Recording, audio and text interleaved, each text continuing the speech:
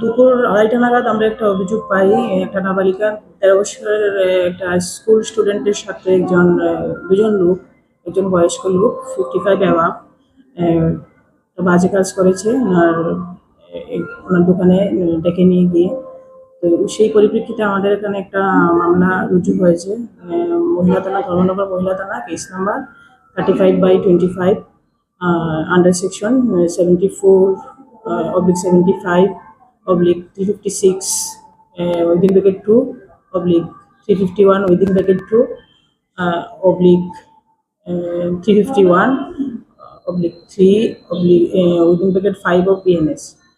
ঘটনার তদন্ত করতে গিয়ে আয়ু যিনি রয়েছে তদন্তকারী অফিসার, উনি মেয়ের জবানবন্দি নিয়েছেন, মায়ের জবানবন্দি নিয়েছেন এবং এই অভিযুক্ত একজনকে আমরা গ্রেফতার করতে সক্ষম হয়েছি এবং ইনভেস্টিগেশন প্রক্রিয়া জারি রয়েছে। আমরা বাকি অভিযুক্তকে অতি সত্বর গ্রেফতার করতে পারবো।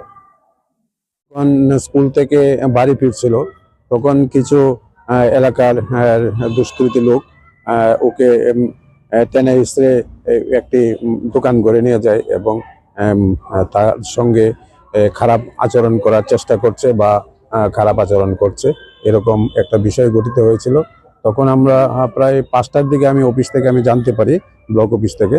তখন আমাদের কিছু অফিস স্টাফ আমি সঙ্গে সঙ্গে পাঠিয়েছি মেয়েটার হসপিটালাইজ যখন করছে শুনে হসপিটালে তার কীভাবে ভর্তি হচ্ছে কি না হচ্ছে এটা দেখার জন্য। তো যথারীতি ভর্তি হয়েছে, খবর নিয়েছি।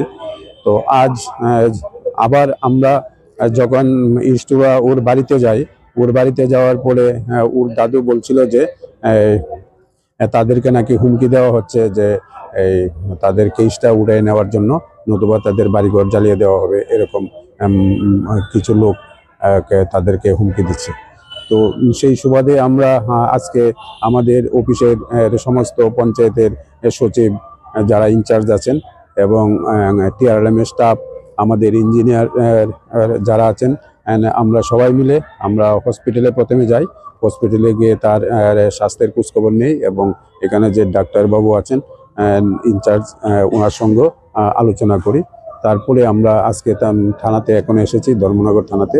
যে মহিলা থানাতেও গিয়েছিলাম, মহিলা থানাতেও কেসের বিস্তারিত খবরাখবর নিয়েছে এবং যে অপরাধী তার যাতে দ্রুত শাস্তির ব্যবস্থা করে এবং তাকে যাতে অ্যারেস্ট করা হয় এটার জন্য আবেদন রেখেছে। তারপরে আমরা ধর্মনগর জেনারেল থানাতে আসি, ওইখানেও ওসির সঙ্গে কথা বলি এবং যারা থ্রেট করে দিয়েছে তাদেরকেও দেখার জন্য বিষয়টা আমি ওসি ম্যাডামকে বলেছি।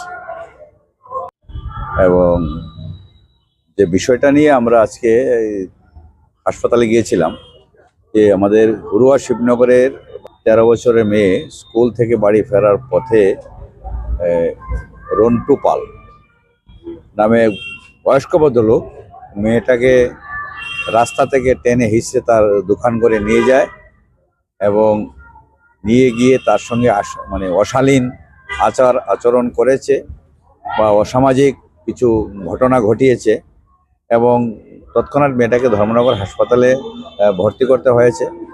তো কালকে আমি ওভার টেলিফোনে খোঁজখবর নিচ্ছিলাম, আমি আসতে পারিনি। তো আজকে আমি হাসপাতালে গিয়ে মেয়েটাকে দেখে আসলাম যে মেয়েটা এখনও ভয়ে কাঁপছে এবং এটা প্রায় একদম শক্তি আছে বলে মেয়েটার শরীরে মনে হয় না, এরকম অবস্থা আছে। তো আমি ডাক্তারবাবুর সঙ্গে কথা বললাম, তার শারীরিক অবস্থার খোঁজখবর নিলাম এবং বেটার ট্রিটমেন্ট যেন পায় সেই ব্যাপারে ডাক্তারের সঙ্গে কথা বলেছি।